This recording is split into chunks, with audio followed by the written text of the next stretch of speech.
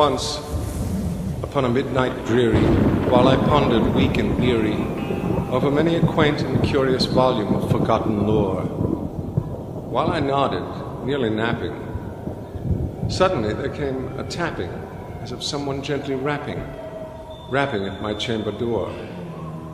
"'Tis some visitor," I muttered, tapping at my chamber door.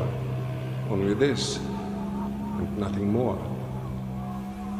Distinctly I remember it was in the bleak December, and each separate dying ember wrought its ghost upon the floor. Eagerly I wished the morrow.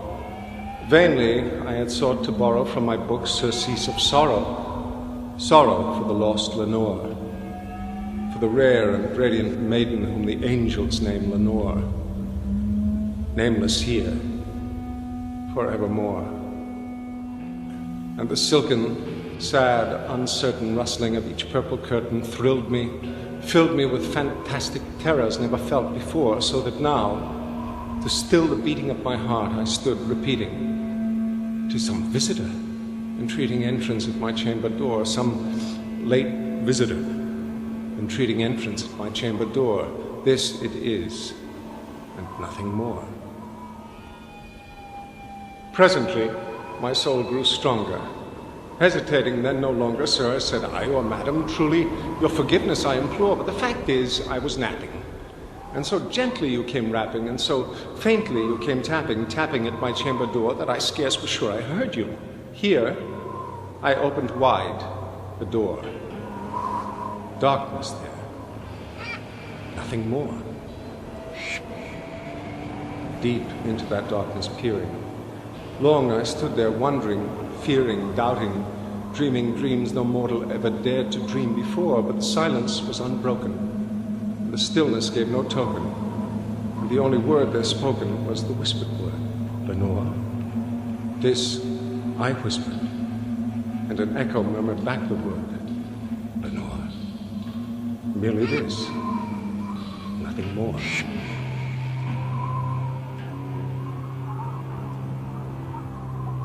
Back into the chamber turning, all my soul within me burning. Soon again I heard a tapping, somewhat louder than before. "Surely," said I, "surely that is something at my window lattice. Let me see then what thereat is, and this mystery explore." But my heart was still a moment, and this mystery explore. "'Tis the wind, and nothing more." Open here I flung the shutter, when, with many a flirt and flutter, in there stepped a stately raven of the saintly days of yore.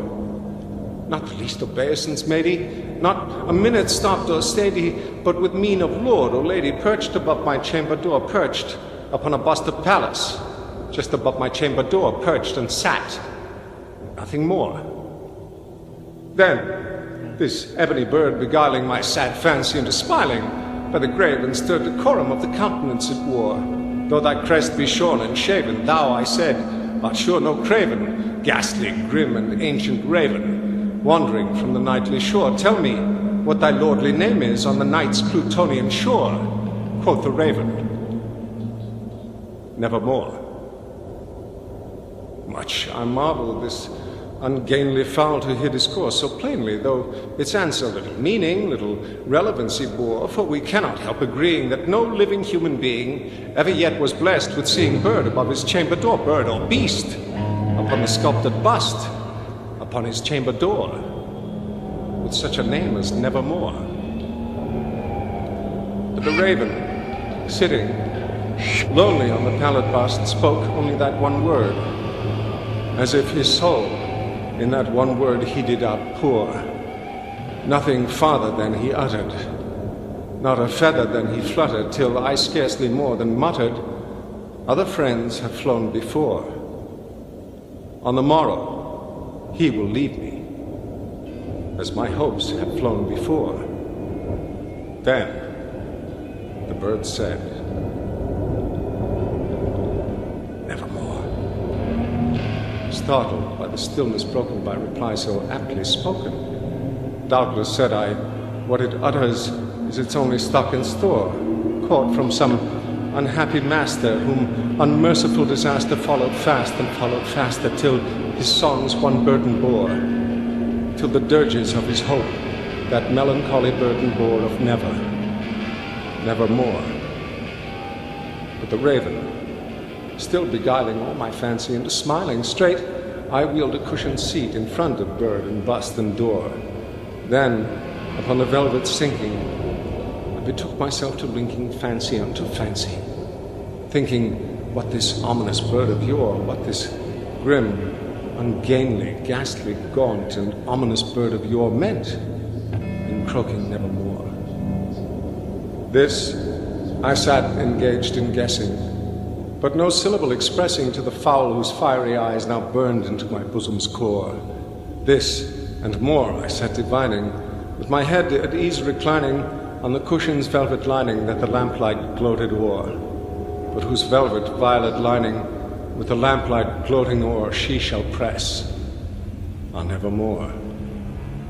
Then methought the air grew denser, perfumed from an unseen censer swung by seraphim whose footfalls tinkled on the tufted floor. Wretch, I cried, thy God hath lent thee, by these angels he hath sent thee respite and nepenthe from the memories of Lenore. Quaff, O quaff this kind nepenthe, and forget this lost Lenore. Quoth the raven, nevermore.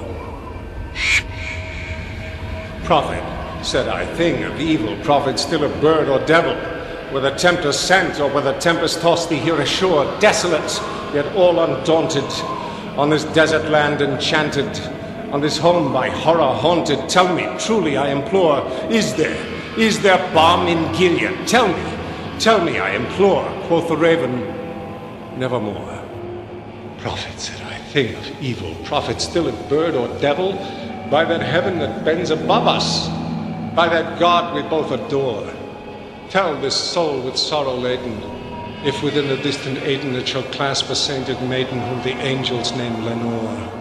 Clasp a rare and radiant maiden whom the angels name Lenore. Quoth the raven, nevermore. Be that word our sign of parting, bird or fiend, I shrieked, upstarting.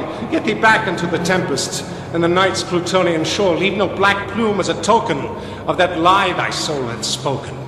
Leave my loneliness unbroken, quit the bust above my door. Take thy beak from out my heart, and take thy form from off my door. Quoth the raven, nevermore. And the raven, never flitting, still is sitting on the pallid bust of the palace just above my chamber door. His eyes have all the seeming of a demon's that is dreaming, and the lamplight o'er him streaming throws his shadow on the floor, and my soul, from out that shadow that lies floating on the floor, shall be lifted